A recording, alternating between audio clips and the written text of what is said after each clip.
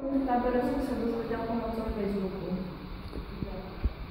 A ako tento tábor sa ti páčil, čo sa ti na tomto tábore páčilo?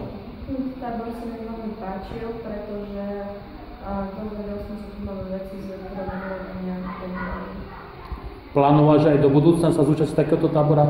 Áno, rozhodne plánujem, síce som zvyklovského Mikuláša, ale to stojí. Čo sa ti na tomto tábore nepáčilo? Nemôžem tomu nič vypovedať. Strava?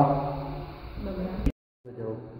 Mám ja to našla na internete a spýtala sa ma, že či by ma to bavilo. Čo sa ti na tábore páčilo? Že som sa naučil web design lepší a logo bola sranda. Čo ti na tábore nepáčilo? Na Scratchu bola nuda.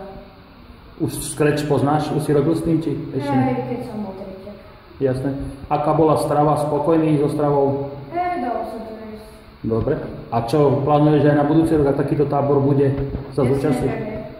Prosím? Jasne, že nie. Dobre, díky. Čo si sa o tábore dozvedela? Tak dozvedela som sa to od našej tréningovky, ktorá ma to posiela na mail. Čo sa ti na tábore páčilo? Tak páčilo sa mi, ako to bolo zamerané, že každý mohol si skúšať na to, čo by chcel a... Čo ti na tábore nepáčilo? No, počas mi všetko. Dobre. Strava? Spokojná so stravou? No, tak to bolo dobré, a tak to bolo trošku. Dobre. A na budúci rok takýto tábor otvoríme, prídeš? Tak ako sa dozvedel o tábore?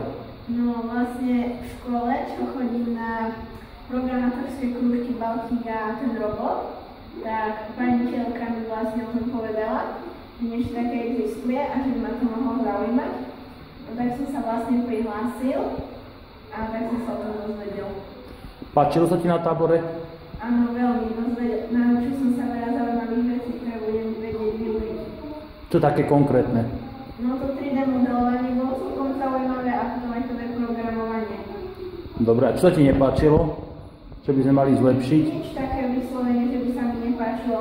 Možno by bolo lepšie, keby sme mali ako, že jednu vec ako podrobnejšie. Strava? Spokojný so stravou? Spokojne, a nechutilo aj všetko. Dobre.